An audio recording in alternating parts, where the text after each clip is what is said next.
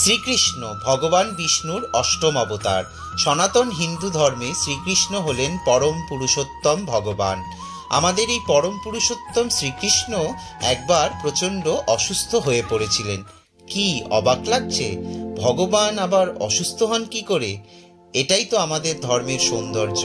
আমাদের ভগবান ভগবান হলেও তিনিও আমাদের মতো আনন্দ, দুঃখ, কষ্ট, ব্যথা, বেদনা সব অনুভব করতে পারেন।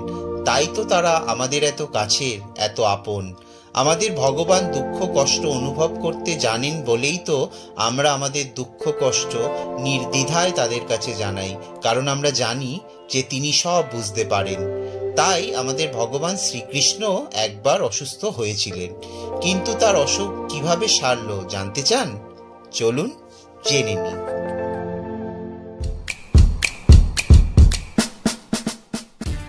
শ্রীকৃষ্ণ একবার এতটাই অসুস্থ হয়ে পড়েছিলেন যে খুব কঠিন হয়ে পড়েছিল তাকে সুস্থ করা। বৈদ্য এসে শ্রীকৃষ্ণকে দেখে বললেন যে শ্রীকৃষ্ণকে প্রচণ্ড ভালোবাসে এরম কোনো মহিলার চরণধূলি যদি শ্রীকৃষ্ণের মাথায় ছোঁয়ানো হয় তাহলে তিনি সম্পূর্ণ সুস্থ হয়ে যাবেন। তখন ওই বৈদ্য কৃষ্ণের পত্নীদের কাছে গিয়ে তাদের পায়ের ধুলো দিতে বললেন।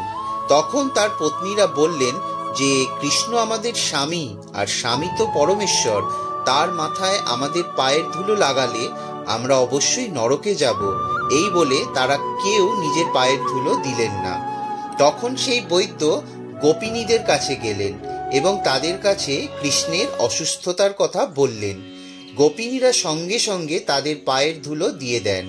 বৈদ্য গোপিনীদের বলেন যে আপনারা যে এই কাজ করছেন এতে কিন্তু আপনাদের পাপ হবে, আপনারা নরকে যাবেন, তাও আপনারা এই ধুলো দেবেন?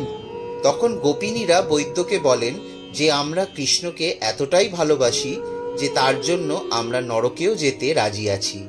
কৃষ্ণের ভালোর জন্য আমরা সব কষ্ট সহ্য করতে পারি।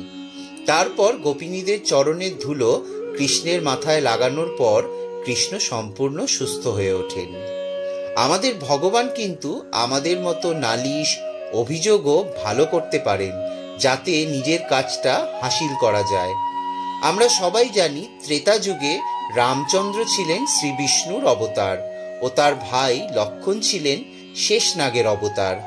রামায়ণ শেষ হওয়ার পরে যখন রাম ও লক্ষণ নিজ নিজ আসল রূপে বৈকুণ্ঠে ফিরে গেলেন, তখন শেষনাগ শ্রী বিষ্ণুর কাছে অভিযোগ করে বলেন যে আপনি তো আমাকে ছোট ভাই বানিয়ে নিয়ে গেছিলেন, আপনি আমার কোনো কথাই শুনতেন না, আপনার যা মনে আসতো আপনি তাই করতেন, আমি ছোট বলে আপনাকে কিছু বলতেও পারতাম না। তখন শ্রী বিষ্ণু শেষনাগকে শান্ত করে বলেন যে ঠিক আছে, এরপর যখন আমরা আবার পৃথিবীতে যাব তখন তুমি আমার বড় ভাই হবে। সেই কারণেই দাপর যুগে বিষ্ণু অবতার শ্রীকৃষ্ণের বড় ভাই হলেন শেষনাগ অবতার বলরাম। এইভাবেই শ্রী বিষ্ণু শেষনাগের অভিযোগ দূর করেছিলেন।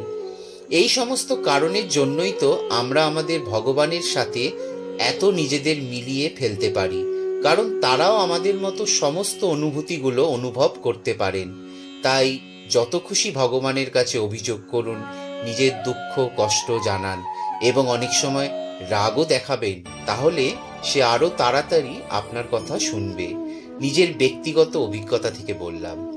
ভিডিওটি ভালো লাগলে অবশ্যই লাইক, শেয়ার, কমেন্ট করবেন এবং অবশ্যই আমার চ্যানেলটাকে সাবস্ক্রাইব করে নোটিফিকেশন বেলটাকে অন করে রাখবেন, যাতে ভবিষ্যতে আমি যখনই কোনো ভিডিও আপলোড করব তার নোটিফিকেশন আপনাদের কাছে চলে যাবে। ধন্যবাদ।